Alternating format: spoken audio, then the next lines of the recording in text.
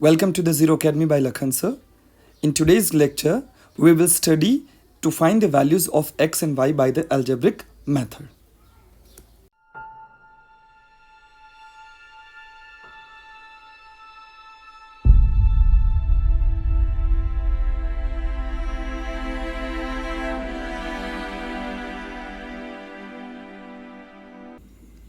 तो बच्चों आज का टॉपिक है अलजेब्रिक मेथड।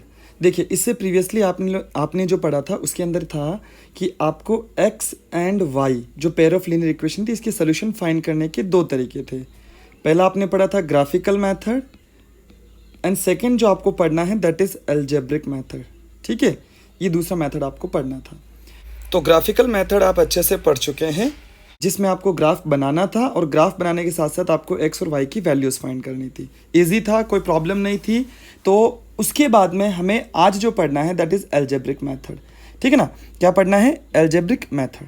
अब देखो बहुत सारे बच्चों का एक क्वेश्चन होता है हमारे पास में कि सर जब हमारे पास ग्राफिकल मेथड था x और y फाइंड करने का तो हमने अलजेब्रिक मेथड पढ़ने की रिक्वायरमेंट क्यों है? तो देखो बच्चा, मैं आपको एक छोटी सी चीज़ समझा रहा हूँ, उसको थोड़ा सा ध्यान से देखना। हम जब ग्राफ बनाते हैं ना तो ग्राफ बनाने के टाइम पे बहुत सारी कंडीशन, बहुत सारे प्रॉब्लम्स ऐसे हमारे साथ जनरेट हो जाती हैं कि हम x और y की जो वैल्यू है ना आपके पास वो एक्यूरेट फाइंड नहीं कर पाते। एक्यूरेट कैसे? देखो मैं यहाँ पे आपके सामने दो सिचुएशन ले रहा हूँ। देखो पहली सिचुएशन को ध्यान से देखो। अगर इसके अंदर आपसे पूछे x और y कितना होगा तो आप बहुत ईजी फाइंड कर सकते हैं कि भाई x तो कितना आ गया, ये 4 पे आ रहा है, 4 वाली लाइन नीचे जा रही है और y इधर जा रहा है, तो सर मैं x और y जो हैं वो पॉइंट हो जाएंगे आपके 4, -4। तो x हो जाएगा 4 और y हो जाएगा -4। ईजी था, इसको फाइंड करने में कोई दिक्कत नहीं थी।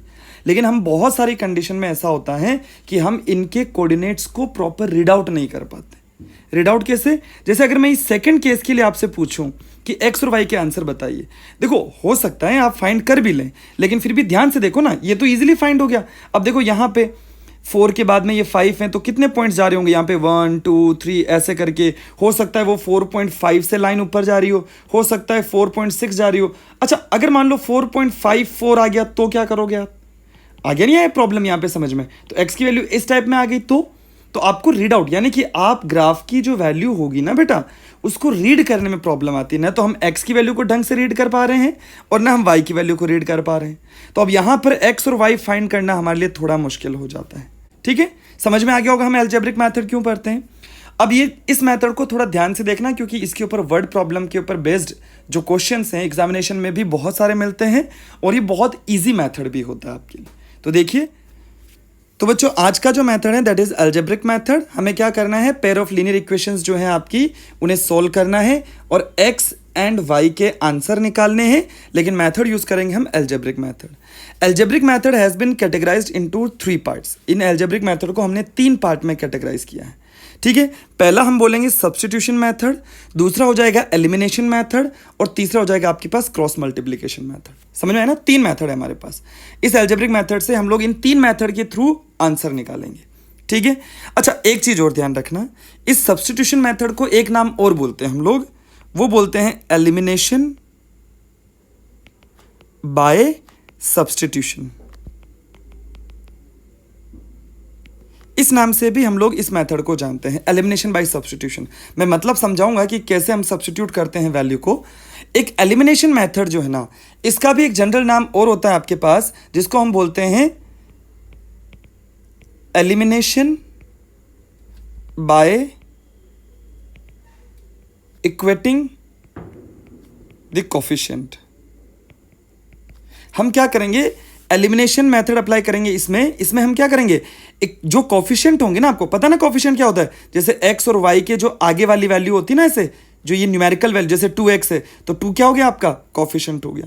तो ये जो कोफिशिएंट होंगे ना आपके, जो 2 इक्वेशन होगी, एक इक्वेशन इधर और एक इक्वेशन इधर, ये जैसे a1x और यहाँ a2x प्लस b1y प्लस यहाँ b2y, इस तरीके से जो इक्वेशन होगी तो इसमें या तो ये x के कोफिशिएंट एक तो ये और एक ये, इन दोनों को इक्वेट कर दीजिए, यानी इक्वेट का मतलब इक्वल कर दीजिए, बराबर कर दीजिए, या फिर आप इन y के जो कोफिशिएंट है इनको इक्वल कर दीजिए।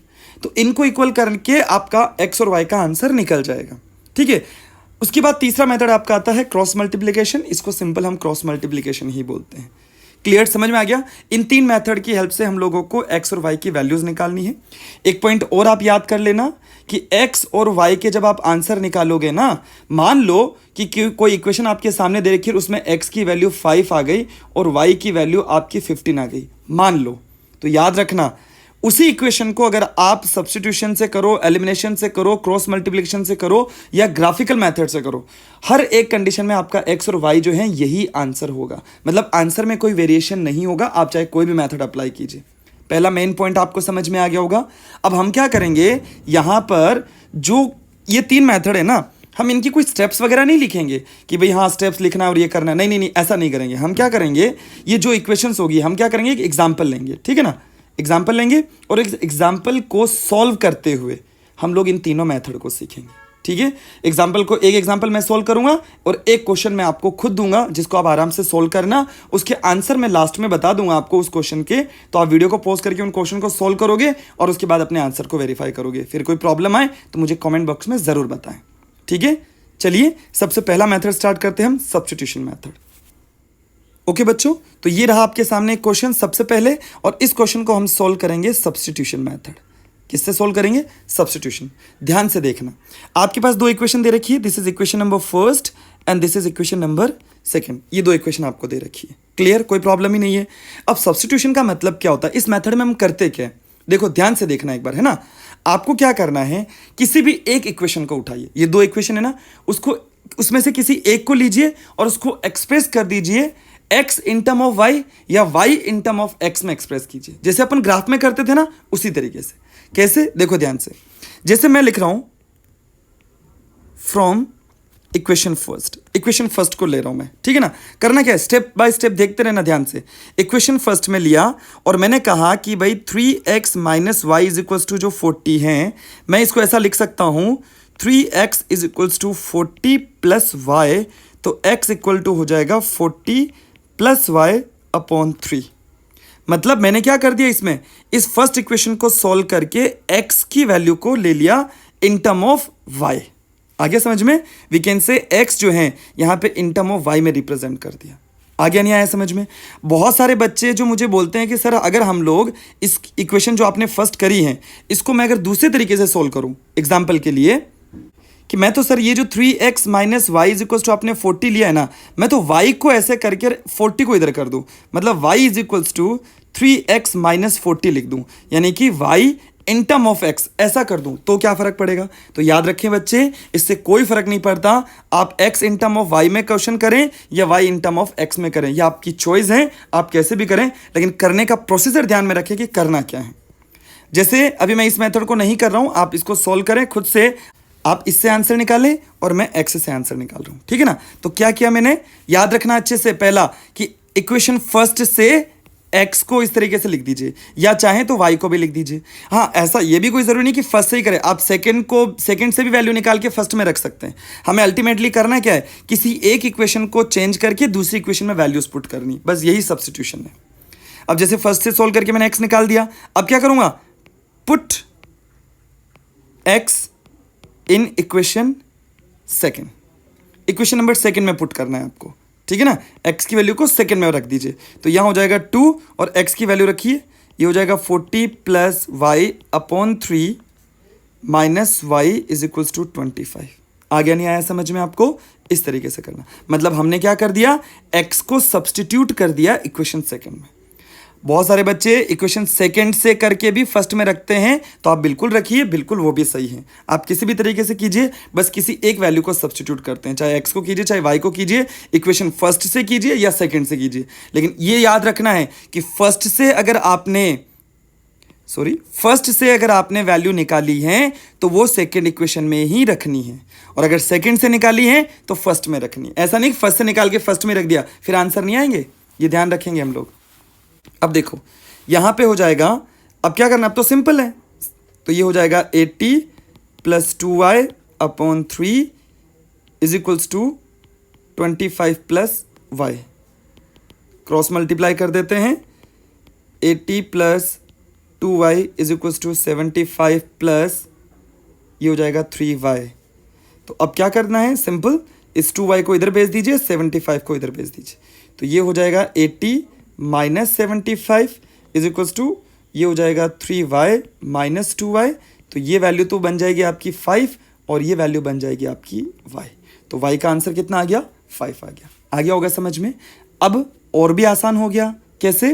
ये जो y इज इक्वल्स टू 5 आया है ना, आप चाहें तो इक्वेशन फर्स्ट में रखें, आप चाहें तो इक्वेशन सेकंड में रखें, और आप चाहें तो आपने ये जो वैल्यू निकाली थी ना इसमें रखें, कोई फर्क नहीं पड़ता, हर बार आपका आंसर आ जाएगा। तो सिंपल कुछ नहीं करना है, एक बार y निकल गया तो अब किसी भी इक्वेशन में रख लीजिए, तो y is equals to 5 in equation first में रख रहे हैं हम लोग, तो ये हो जाएगा 3x minus 5 is equals to 40, ये 5 इधर चला जाएगा, 3x is equals to 45, then x equal to हो जाएगा आपका 15। ये आपका आंसर आ गया। समझ में आया आपको? अब मैंने x से किया है, आप इसको y से करके भी करेंगे ना तब भी आपके आंसर इसी तरीके से आएंगे। क्लियर? आसान और इजी क्वेश्चन था। ठीक है, अब चलते हैं हम लोग यही सेम क्वेश्चन करेंगे एलिमिनेशन मेथड से।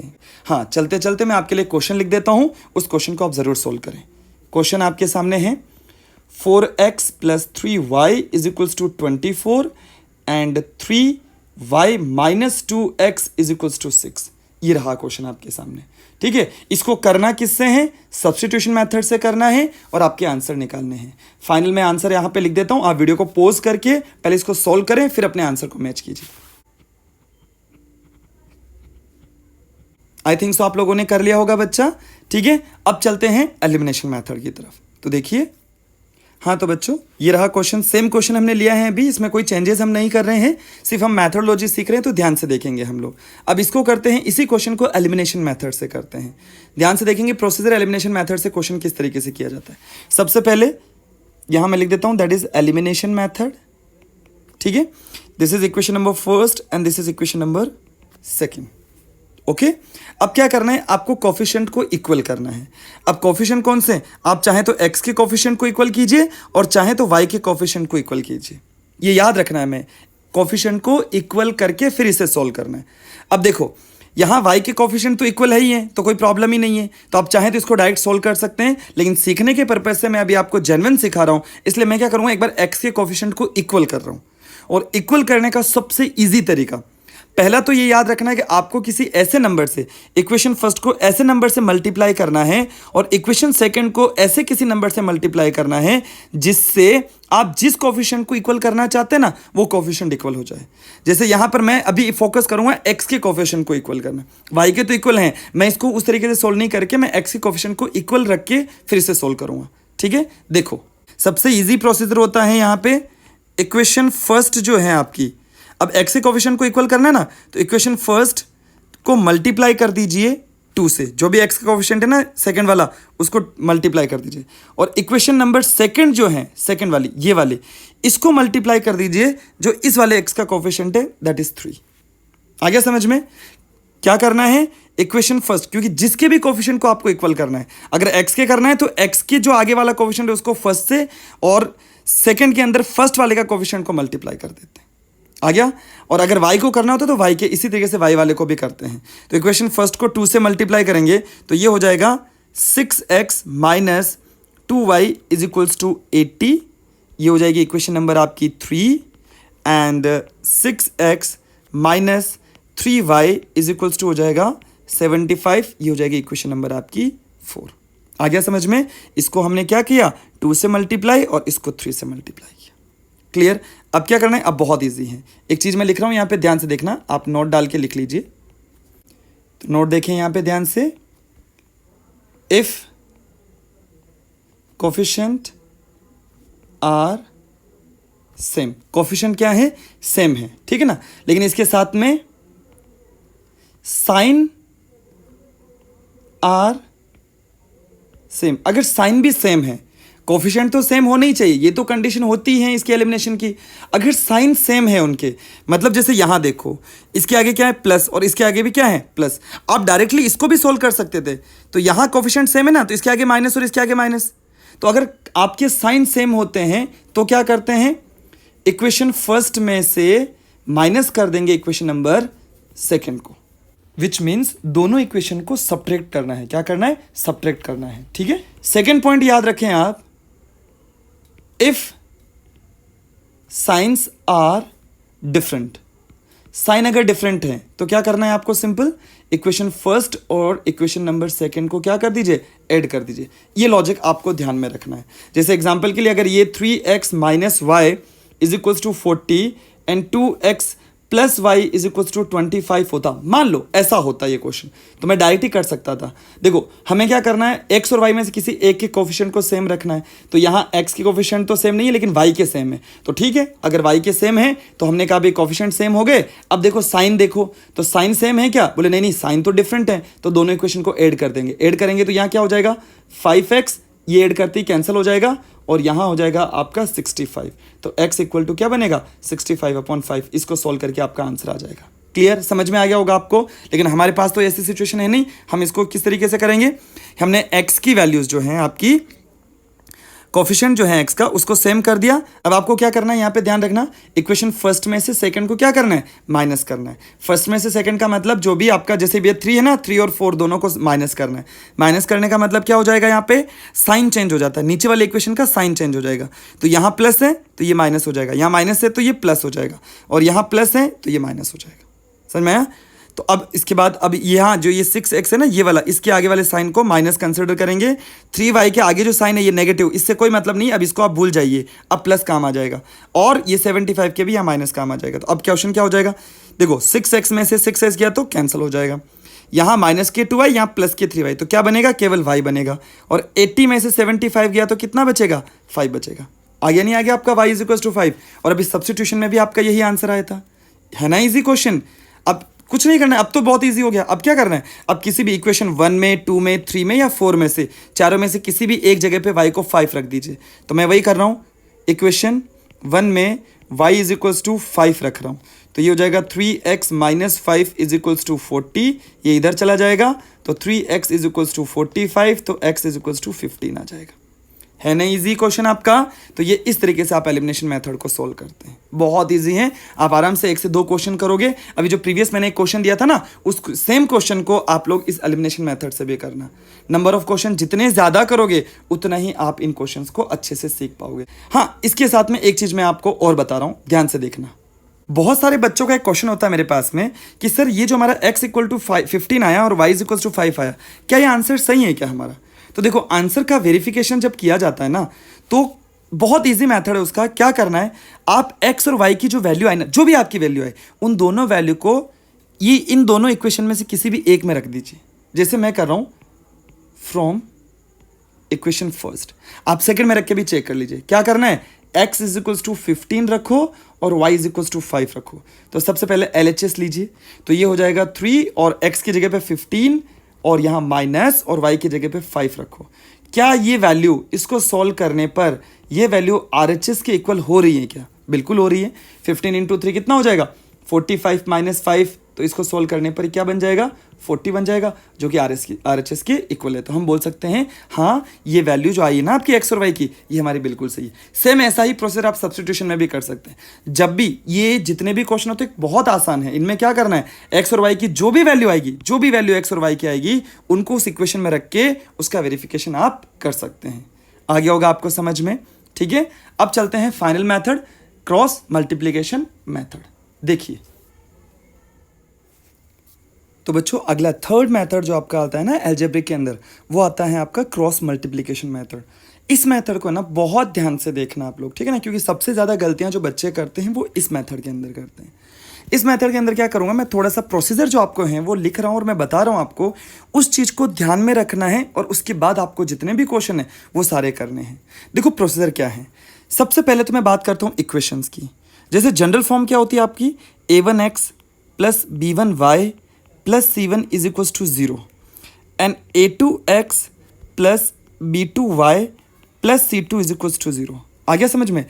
इस मेथड में जब आप क्वेश्चन को करोगे, याद रखना है, कोई भी क्वेश्चन अगर मैं लेता हूं, जैसे 3x plus 4y is equals to मान लो 12 दे दिया मैंने, तो पहला काम होगा आपका क्रॉस मल्टीप्लिकेशन मेथड से सोल्व करने के लिए क्वेश्चन में आपको इस वैल्यू को इस तरफ भेजना है ताकि वो जनरल फॉर्म से कंपेयर हो सके। मतलब सबसे पहले उस क्वेश्चन को आपको 3x प्लस 4y माइनस 12 इस तरीके से उस क्वेश्चन को लिखना है। ये चीज समझ में आ गई होगी आपको। सेकेंड टाइम इक्वेशन लिखने के टाइम पे बच्चे मैंने उसको वो गलती से y लिख दिया है, that is 3x plus 4y। तो first step I think so आपको समझ में आ गई होगी कि सबसे पहले स्टेप में आपको क्या करना है क्वेश्चन के साथ में। क्लियर। अब अगली स्टेप में क्या करते हैं, जब आप जैसे दोनों इक्वेशन को इस तरीके से लिख लोगे ना, उसके बाद का काम तो बहुत ईजी है। देखो जैसे मैं पहले इस चीज को समझा रहा हूं वो थोड़ा सा ध्यान से देखना। जब आप इक्वेशन को इस तरीके से लिख लोगे उसके बाद क्या करना है, ध्यान से देखें आप। जो कॉफिशिएंट्स होंगे ना बेटा आपके, उनको जिस तरीके से मैं लिख रहा हूं वैसे अरेंज करना है। देखो सबसे पहले मैंने किया, जैसे यहां पर ये x किया, फिर एक लाइन नीचे ड्रॉ करो आप पहले, इज इक्वल्स टू, फिर यहां कर दीजिए y, फिर एक लाइन और ड्रॉ कर दीजिए आप, इज इक्वल्स टू, फिर यहां लिखिए 1 और एक लाइन और ड्रॉ कर दीजिए आप। ठीक है ना, ये इस तरीके से लाइन ड्रॉ कर दे। समझ में आ गया? यही प्रोसीजर है। आपको सबसे पहले इस इक्वेशन को इस तरीके से लिखने के बाद अगले प्रोसीजर में आपको ये करना है, x y और यहां लास्ट में हो जाएगा आपका कांस्टेंट वैल्यूज। ठीक है, ऐसा लिखने के बाद में जब हम x की बात करते हैं, यहां x की बात करें ना, तो हमें x में से किसी भी वैल्यू को नहीं लेना है। हमें क्या लेना है, इन दोनों वैल्यूज में से लेना है। और लेना कैसे, ध्यान से देखना। जब मैं x ले रहा हूं तो आपके पास y और कांस्टेंट टर्म होनी चाहिए, और y में कौन सी, सिर्फ इसके कोफिशिएंट लेने, केवल और केवल कोफिशिएंट। y नहीं आएगा, ये याद रखना। तो मैं लिखूंगा यहां पे b1, नीचे लिखूंगा b2 और यहां लिखूंगा c1 और यहां लिखूंगा c2। आ गया समझ में आपको? ठीक है, अभी जैसे जैसे आगे और बता रहा हूं, ध्यान से देखना। जब मैं y की बात करता हूं तो y के अंदर आपको y को भूल जाना है, ये y नहीं चाहिए हमें। तो हमें क्या चाहिए, अब देखो प्रोसीजर तो ये है, x की और कांस्टेंट वैल्यूज को लेना है, y को नहीं लेना है, हटा दिया मैंने।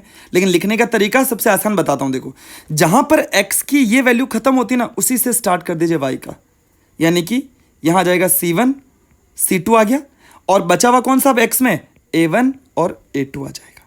कितना इजी है देखो। अब देखिए, जब मैंने x की बात करी थी तो y और कांस्टेंट टर्म ली थी, जब मैंने y की बात करी थी तो कांस्टेंट टर्म और x की वैल्यूज ली थी। आ गया समझ में आपको? ये इस तरीके से लेना है आपको। और जब मैं कांस्टेंट टर्म ले रहा हूं ना, कांस्टेंट, तो आपको क्या करना है, x और y की वैल्यू को लेना है। तो अब x और y में लेना कहां से, जहां y खत्म होता है वहीं से ये वैल्यू स्टार्ट होती है, a1 a2, जहां ये खत्म हुआ वहीं से ये शुरू हुआ, और फिर बचा यहां पे b1 and b2। ये प्रोसीजर है। आ गया समझ में? अब देखो आगे, थोड़ा सा मैं इसको हटा देता हूं, ये हटा। अब देखो आगे अगला प्रोसीजर क्या होता है, ये हो जाएगी आपकी स्टेप सेकेंड। फर्स्ट स्टेप में कैसे लिखना है इक्वेशन को, इस तरीके से। सेकेंड स्टेप में इस तरीके से लिखना है। स्टेप 3 में क्या करना है, स्टेप 3 अच्छे से लिख लेना इस चीज को। देखो ध्यान से, ये जो मैंने स्टेप 2 लिखी है ना, इसमें यहां से इनको दोनों को मल्टीप्लाई करना है, b1 और c2 को। सबसे पहले इनको मल्टीप्लाई करना है, फिर b2 और c1 को मल्टीप्लाई करना है। आ गया समझ में? कैसे, x यहां कर दिया, ये लाइन खींची। अब क्या करना है, b1 और c2 को मल्टीप्लाई करना है आपस में, और इधर करना है b2 और c1 को मल्टीप्लाई। ऐसे पहली वाली लाइन ये रहेगी, दूसरी वाली लाइन ये रहेगी। अब सेम प्रोसेस इसमें भी यही करना है, जैसे y वाली है ना, तो यहां पे भी यही करना है। पहले इन दोनों को मल्टीप्लाई करना है, फर्स्ट नंबर इसको दिया, और फिर इन दोनों को मल्टीप्लाई करना है, सेकेंड नंबर हम इसको देंगे। तो यहां लिखेंगे c1 और a2, ठीक है, और इधर कर देंगे हम c2 और a1, इन दोनों को मल्टीप्लाई किया। सेम अब जैसे ये 1 वाला है, तो इसमें क्या किया आपने, पहले इन दोनों को मल्टीप्लाई करेंगे, तो ये हो जाएगा a1 एंड b2 कर दिया, फिर इस दोनों को मल्टीप्लाई करेंगे, जैसे फर्स्ट प्रायोरिटी इसको, सेकंड प्रायोरिटी इसको, तो ये हो जाएगा आपका a2 और b1। क्लियर, समझ में आ गया? और नेक्स्ट स्टेप, इन सब के बीच में माइनस का साइन लगाते हैं। ये माइनस बाय डिफॉल्ट ये मान के चलिए कि इस मेथड का ही है। कहाँ से आया, कैसे आया, ये सिंपल याद रखें कि हमें इन दोनों को मल्टीप्लाई करने के बाद में बीच में माइनस का साइन लगाना है, जिससे हम इन सारे क्वेश्चंस को सॉल्व करेंगे। आ गया होगा समझ में? अब आपको क्या करना है, अब बहुत ईजी हो जाएगा। जब आप ये कर चुके होंगे ना, तो x अपॉन, जब ये इनको सोल्व कर चुके होंगे ये नीचे वाली वैल्यू को, तो मान लो कोई वैल्यू आ गई होगी, जैसे मान लो एग्जाम्पल के लिए मान लो p आ गया, y अपॉन, और यहां पर भी जब इनको सोल्व करोगे तो मान लो q आ गया, इज इक्वल टू यहां 1 अपॉन, और मान लो इसको सोल्व करने पर r आ गया। फिर अगली स्टेप में क्या करना है, x को इस कांस्टेंट से कंपेयर करना है, यानी x अपॉन p और 1 अपॉन r कर दिया। फिर x इज इक्वल टू क्या लिखोगे, p अपॉन r, ये आंसर हो जाएगा। फिर x, फिर y वाले के साथ भी करना है, ये y इज इक्वल टू यहां हो जाएगा आपका, क्या हो जाएगा, q अपॉन r, मैं डायरेक्ट लिख रहा हूं, इस तरीके से आंसर आ जाएगा। समझ में आया आपको? अभी देखो, अभी नहीं आया होगा, थोड़ा सा प्रॉब्लम रही होगी, तो अभी हम क्या करेंगे, क्वेश्चन लेके फिर उसे सॉल्व करेंगे। तो थोड़ा ध्यान से देखना आप लोग, ठीक है ना? देखिए बच्चे, ये रही आपकी फर्स्ट इक्वेशन, ये रही आपकी सेकंड इक्वेशन। अब पहले सबसे पहला काम कीजिए, क्या ये दोनों इक्वेशन वेल मैनर में अरेंज्ड हैं? बोले हाँ सर सेकंड है बट फर्स्ट नहीं है। तो हम इसको लिखेंगे x plus 2y plus 1 is equals to 0। ये हो गई अब प्रॉपर मैनर में अरेंज्ड। -1 इस तरफ आ जाएगा और यहाँ हो जाएगा 2x minus 3y minus 12 is equals to 0। इसे देंगे इक्वेशन नंबर फर्स्ट, इसे हम देंगे इक्वेशन नंबर सेकंड। समझ में आ गया होगा आपको? ये आपकी हो जाएगी स्टेप फर्स्ट। स्टेप सेकंड में हम लोग क्या करते हैं, इस तरीके से लिखेंगे। तो ये क्या हो जाएगा, x डिवाइडेड बाय, यहाँ पर इक्वल टू का साइन लगा दीजिए, y divided by equal to का साइन एंड 1 डिवाइडेड बाय, और यहाँ पर हो जाएगा। अब यहाँ करना है x के नीचे b1 और b2 आना चाहिए। सबसे पहला अच्छा तरीका तो ये है कि आप लोग a1 a2 b1 b2 c1 c2 की वैल्यूज़ पहले ही लिख दीजिए, जिससे आपके गलती होने के चांसेस बहुत कम रहेंगे। और अगर आपको डायरेक्ट लिखना आता है तो आप डायरेक्टली भी लिख सकते हैं, कोई ज़रूरत नहीं है कि आपको कोई कस्में नहीं दे रखी है कि a1 a2 b1 b2 की वैल्यू लिखना कंपलसरी है। आप डायरेक्ट लिख सकते हैं। जैसे डायरेक्ट कैसे लिखेंगे, तो यहाँ पर जैसे x के नीचे मैंने कहा था आपको कि जब हम x की बात करेंगे तो x की कोई वैल्यू से मतलब नहीं है, हमें सिर्फ y की कोफिशिएंट चाहिए। तो y का कोफिशिएंट पहला क्या है 2, दूसरा क्या है -3, और फिर आपको चाहिए कांस्टेंट, तो 1 और माइनस में 12। ऐसा बाकी अगर आप चाहें कि नहीं मैं तो ऐसा नहीं, मैं तो कंफ्यूज हो सकता हूं या मेरे गलती होने के चांसेस रहते हैं, तो जिन बच्चों के गलती होने के चांसेस रहते हैं वो पहला काम कीजिए, a1 a2 b1 b2 c1 c2 की वैल्यूज लिख लीजिए। तो एक बार मैं लिख लेता हूं जल्दी से, वो देख लीजिए।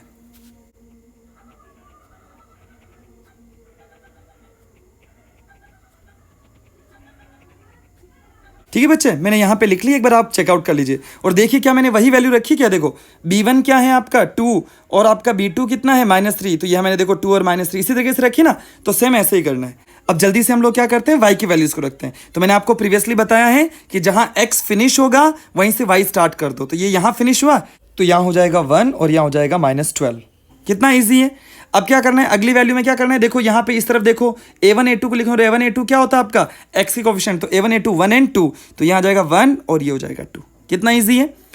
अब क्या करना है, हमें कांस्टेंट टर्म के लिए लेना है, तो कांस्टेंट के लिए क्या हो जाएगा, जहां पर y फिनिश हुआ है तो ये हो जाएगा 1 and 2, और उसके बाद में यहाँ देखो ये a1 और a2 आ चुका है ना आपका, a1 a2 ये रहा, a1 a2 आ गया। अब b1 b2 लिखिए, तो b1 कितना है 2 और b2 कितना है -3। इस तरीके से वैल्यूज को लिखना है। थर्ड स्टेप के अंदर हमें क्या करना है, x अपॉन, अब क्या करना है देखो पहले इन दोनों को मल्टीप्लाई करना है, तो ये हो जाएगा 2 × 12 कितना हो जाएगा 24, और यहाँ माइनस है तो ये हो जाएगा -24। क्लियर। फिर उसके बाद सेकंड में क्या करना है, इन दोनों को मल्टीप्लाई करना, तो ये -3 × 1 कितना हो जाएगा -3, और दोनों के बीच में माइनस का साइन, ये फॉर्मूले का माइनस का साइन आपको बाय डिफॉल्ट यूज करना है। ठीक है, is equals to y upon, अब पहले इन दोनों को मल्टीप्लाई करेंगे 2 × 1 2, फिर इन दोनों को मल्टीप्लाई करेंगे तो ये हो जाएगा आपका -12 और माइनस फॉर्मूले का, इज इक्वल्स टू 1 अपॉन, पहले इन दोनों को मल्टीप्लाई करेंगे -3 माइनस, फिर इन दोनों को मल्टीप्लाई करेंगे तो ये 4। ब्रैकेट हमेशा लगाना, चाहे आपको आता हो क्वेश्चन चाहे नहीं आता हो, क्योंकि ब्रैकेट यूज करने पे गलती होने के चांसेस बहुत कम होते हैं।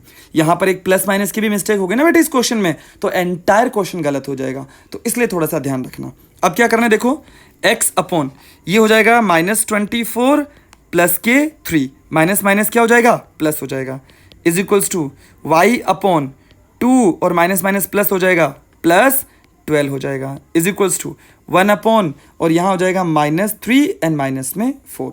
क्लियर। तो यहाँ हो जाएगा x अपॉन -24 और प्लस के 3 कितना हो जाएगा बेटा आप जल्दी से बताओ, तो ये हो जाएगा -21 is equals to y upon ये हो जाएगा 14 इज इक्वल्स टू 1 अपॉन -7।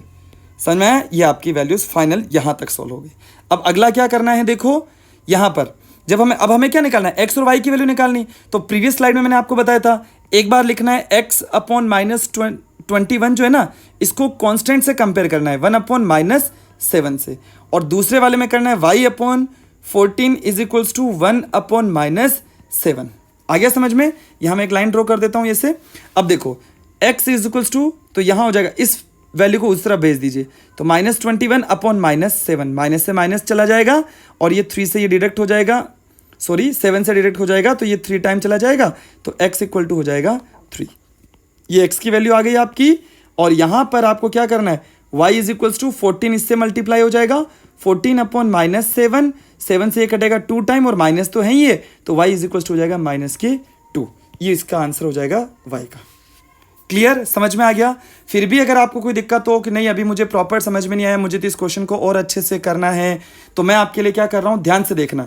पहले तो इस वीडियो को अच्छे से एक बार फिर से देख लीजिए ताकि ये तीनों मेथड समझ में आ जाए, और इसी के साथ मैं आपके लिए क्वेश्चन लिख रहा हूं, उस क्वेश्चन को आप रफली सोल्व करें अच्छे से और फिर अपने आंसर को मैच कर लीजिए जो मेरा आंसर है। क्वेश्चन यहां रहा आपके सामने, 3x + 4y = 10। एक तो ये रहा, एंड सेकेंड 2x - 2y = 2। इन दोनों को सोल्व करना है, बट कौन से मेथड से, क्रॉस मल्टीप्लिकेशन मेथड से सोल्व करना है, और आपको x और y के आंसर निकालने। ठीक है, तो जल्दी से वीडियो पॉज कीजिए, पहले सोल्व कीजिए और फिर मैच कीजिए। Then the answer of x = हो जाएगा आपका 2 एंड y = आएगा आपका 1। आप सोल्व करके इसके आंसर निकाल सकते हैं। आई थिंक सो आपको ये तीनों मेथड अच्छे से समझ में आ गए होंगे, कोई प्रॉब्लम नहीं रही होगी आपको। क्लियर, ठीक है। अब देखो ध्यान से, मैं आपके सामने 2 क्वेश्चन और ले रहा हूं, उन दोनों क्वेश्चन को भी थोड़ा सा ध्यान से देखना, और हम उन दोनों क्वेश्चन में से कोई कंपल्सरी नहीं कि किसी एक सिंगल मेथड से करें, हम लोग इन तीनों में से किसी एक मेथड से कर सकते हैं, लेकिन जो लॉजिक है ना, जो समझा रहा हूं उसको ध्यान से देखना। तो बच्चों आपके सामने ये रहा क्वेश्चन पहला। ठीक है, अब इस क्वेश्चन को ध्यान से सुनेंगे, समझेंगे और करेंगे। सबसे पहले आप एक काम कीजिए, आप इस क्वेश्चन के अंदर x और y की वैल्यूज निकालिए। ठीक है, वीडियो को पॉज करके पहले इसकी वैल्यूज निकालिए और फिर जो चीज मैं समझाने चाह रहा हूं ना उसको ध्यान से देखना है। ठीक है, आई थिंक सो आप लोगों ने निकाल लिया होगा वैल्यूज। अब कुछ न कुछ प्रॉब्लम आई होगी उसको, आपने अगर मेथड अप्लाई किया है, हो सकता है आपने सब्स्टिट्यूशन अप्लाई किया हो और हो सकता है आपने एलिमिनेशन अप्लाई किया हो, लेकिन आपको नहीं लगता कि आप लोग x एंड y की वैल्यू निकालने में कहीं ना कहीं दिक्कत आई आपको, आप x और y की वैल्यू निकाल ही नहीं पाए। आया समझ में मैंने क्या बोला आपको? क्लियर। अब देखो ध्यान से सुनना, जैसे ये इक्वेशन थी, मैं इस इक्वेशन को सब्स्टिट्यूशन मेथड से सोल्व कर रहा हूं एक बार, तो वही मेथड कैसे, क्या मैं ये इक्वेशन नंबर फर्स्ट हो गई, इसे हम इक्वेशन नंबर सेकंड देंगे बाय इक्वेशन फर्स्ट इक्वेशन के अंदर क्या हो जाएगा, 2x + 3y = 9। तो यहां मैं x = लिख सकता हूं 9 - 3y/2। क्लियर।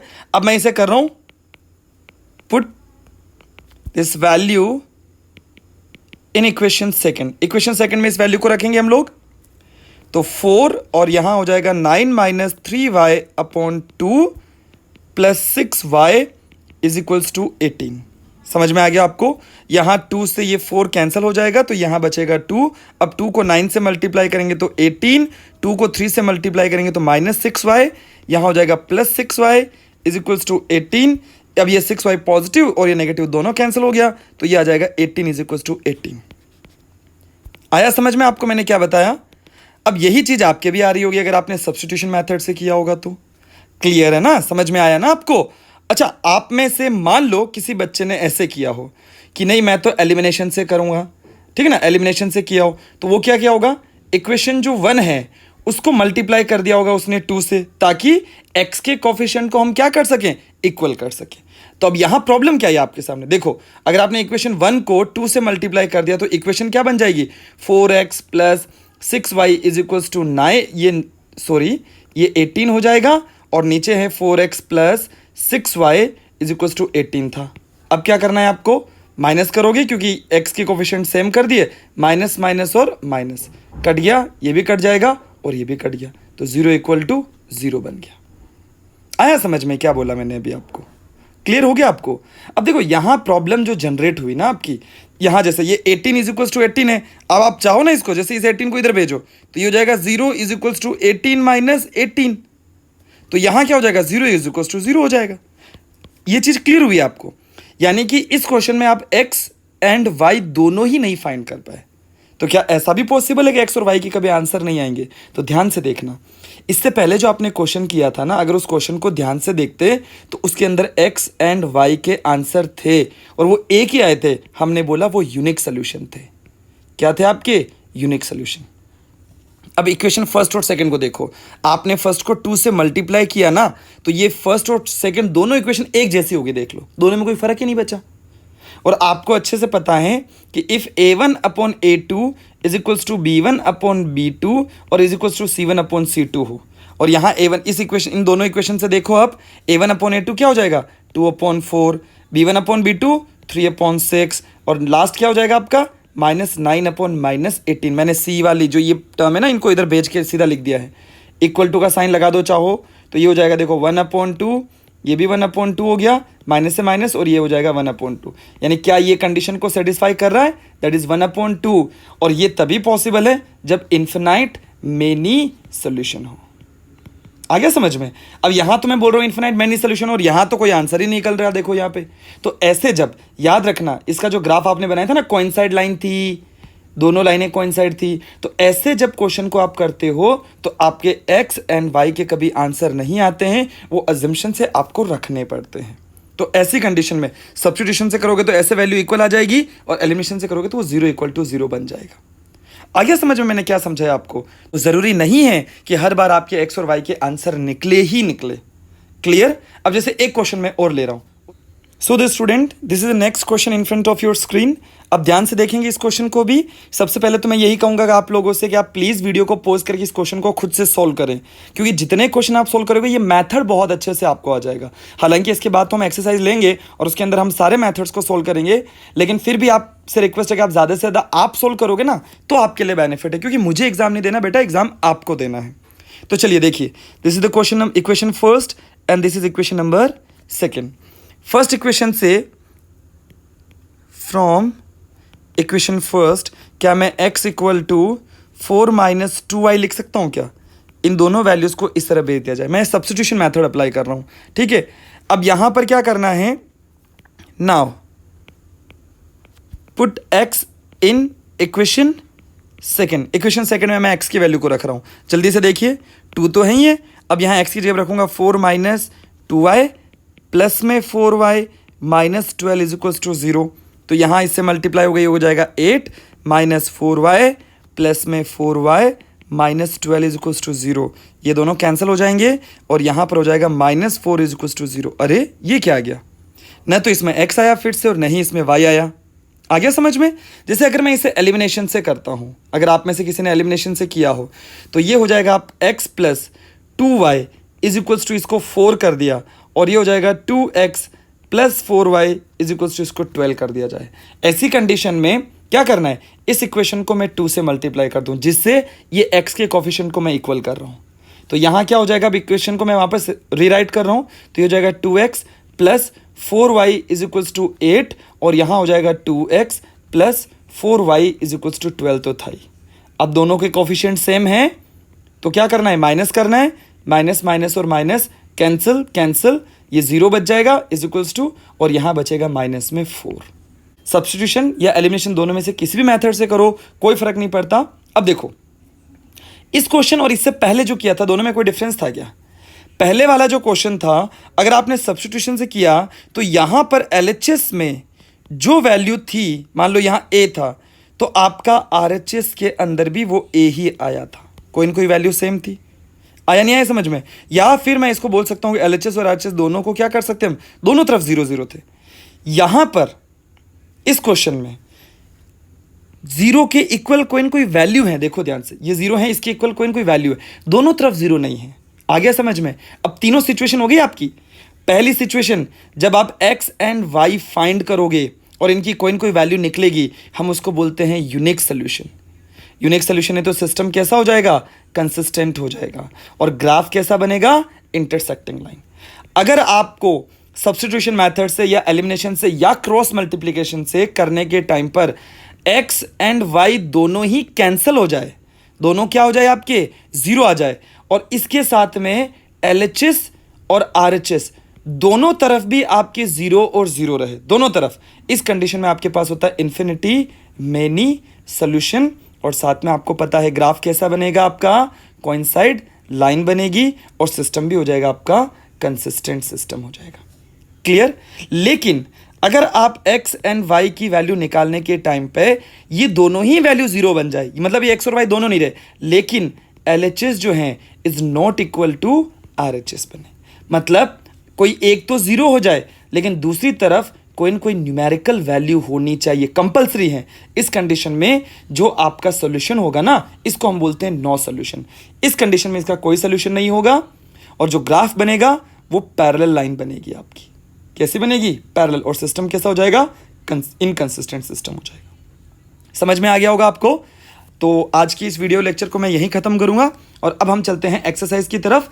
तो एक्सरसाइज को ज़रूर फोकस करें और हर वर्ड प्रॉब्लम्स को, हर एक क्वेश्चन को मैं करवा रहा हूं ध्यान से, उसे समझें, क्योंकि एक्सरसाइज के अंदर भी बहुत अच्छे अच्छे क्वेश्चंस आपको देखने को मिलते हैं।